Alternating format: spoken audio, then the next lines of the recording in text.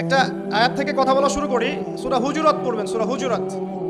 এই সূরার প্রথম 4টা আয়াত পড়লে বুঝতে পারবেন আল্লাহ রাব্বুল আলামিন সাহাবীদেরকে শিক্ষা দিচ্ছেন। কাদেরকে? নবীর সাহাবীদেরকে শিক্ষা দিচ্ছেন যে যখন রাসূল সাল্লাল্লাহু আলাইহি ওয়াসাল্লাম কথা বলবেন, তোমরা তার কণ্ঠস্বরের উপরে তোমাদের কণ্ঠস্বর নিয়ে যাবে না। যদি রাসূলের কণ্ঠস্বরের উপরে তোমাদের গলার ভয়েস চলে যায়, তোমাদের আমল ধ্বংস হয়ে যাবে, তোমরা টেরি পাবে না। এখন রাসূলের কথাগুলো কারা বলেন? আলেম ওলামারা, দিনের দায়ীরা, মুআল্লিম, মুবাল্লিগরা। যে মজলিসে কোরআন এবং সুন্নাহর কথা হবে, আল্লাহ এবং তার রাসূলের কথা হবে, সেখানে উচ্চস্বরে কথাবার্তা বলা যাবে না। এটা আমার মত, সরাসরি কোরআনে নাই, কিন্তু আমার মত এটা। উচ্চস্বরে অপ্রয়োজনীয় কোনো কথা চিৎকার চেঁচামেচি করা যাবে না। আমরা এখানে ইতমিনালের সাথে বসবো, হয়তো বা 1 ঘন্টা আলোচনা হবে। এই 1 ঘন্টা আমরা আপোষে কোনো কথাবার্তা বলবো না ইনশাআল্লাহ। মোবাইল ফোনে এত ব্যস্ত হওয়ার কোনো প্রয়োজন নাই। রেকর্ড হচ্ছে, আমাদের অফিসিয়াল মিডিয়া আছে, ইনশাআল্লাহ সময় মতো ইউটিউবে পেয়ে যাবেন ইনশাআল্লাহ।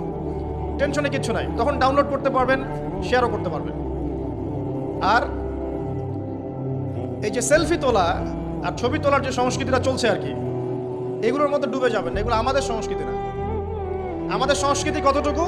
সালাম, আসসালামু আলাইকুম রহমতুল্লাহ, ভাই কেমন আছেন, মুসাফা কর, এতটুকু ব্যাস। মুসাফা করার ফজিলত সম্পর্কে একটা হাদিসের মধ্যে এসেছে, মুসাফা করার পরে এই দুইজন ব্যক্তি বিচ্ছেদ হওয়ার আগেই তাদের সগীরা গুনাহ সব ঝরে পড়ে যায়। ছবি তুললে কোনো নেকি আছে এমন কোনো হাদিস আমার জানা নাই। ছবি তুললে, সেলফি তুললে আর ভিডিও করলে, লৌকিকতা প্রদর্শন করলে কোন একটা নেকি হবে, এটা আমার জানা নাই। কোনো হাদিসে পাবেন আমার মনে হয় না, আমি চ্যালেঞ্জ করলাম। বরং একটা হাদিসে এসেছে, বিনা প্রয়োজনে অপ্রয়োজনীয় যারা ছবি আর মূর্তি তৈরি করবে এবং এগুলো তো অভ্যস্ত হয়ে যাবে, কিয়ামতের দিন আল্লাহ পাক তাদেরকে কঠিন শাস্তি দেবে ইনশাআল্লাহ।